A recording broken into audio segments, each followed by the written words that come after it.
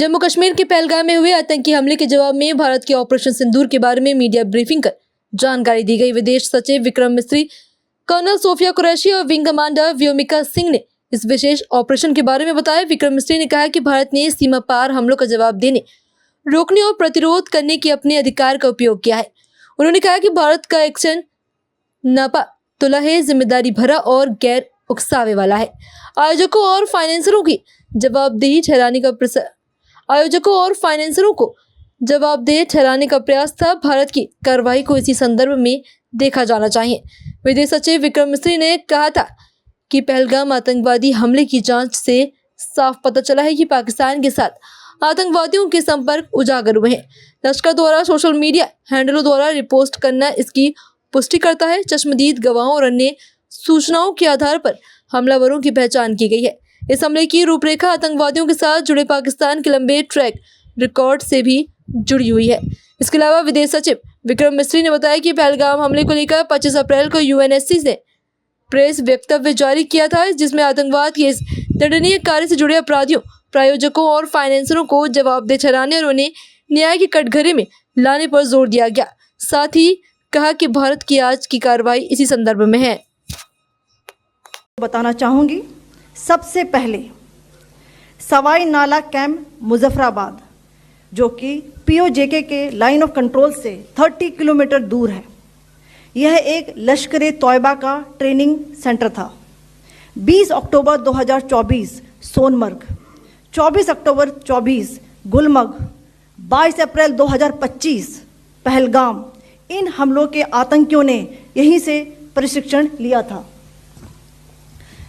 सैयदना Bilal camp Muzaffarabad, यह एक जैश-ए-मोहम्मद का स्टेजिंग एरिया है। यह हथियार, विस्फोटक और जंगल सर्वाइवल ट्रेनिंग का केंद्र भी था। गुलपुर कैंप कोटली, यह एलओसी से 30 किलोमीटर दूर था। लश्कर-ए-तौयबा का बेस था, जो रजौरी, पुंछ में सक्रिय था। 20 अप्रैल 2023 को पुंछ में और 9 जून 2024 को तीर्थ यात्रियों के बस हमले में यहीं से आतंकी को ट्रेन किया गया था। आज सुबह, जैसा कि आपको ज्ञात होगा, भारत ने इस तरह के सीमा पार हमलों का जवाब देने और उन्हें रोकने तथा उनका प्रतिरोध करने के अपने अधिकार का प्रयोग किया है। ये कार्यवाही नपीतुली, नॉन एस्केलेटरी, आनुपातिक और जिम्मेदारीपूर्ण है। यह आतंकवाद की इंफ्रास्ट्रक्चर को समाप्त करने और भारत में भेजे जाने वाले संभावित आतंकवादियों को अक्षम बनाने पर केंद्रित है।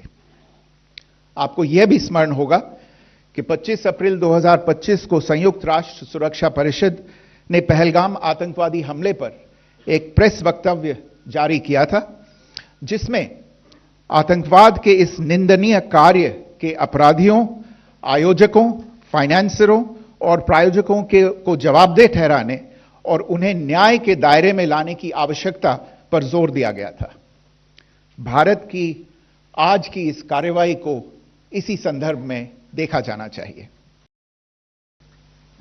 Investigations into the Pahalgam terror attack have brought out the communication notes of terrorists in and to Pakistan. The claims made by the Resistance Front and their reposting by known social media handles of the Lashkar-e-Taiba speak for themselves. Identification of the attackers based on eyewitness accounts as well as other information available to law enforcement agencies has also progressed.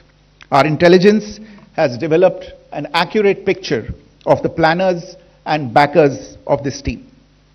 The features of this attack also tie in with Pakistan's long track record of perpetrating cross-border terrorism in India, which is well documented and beyond question.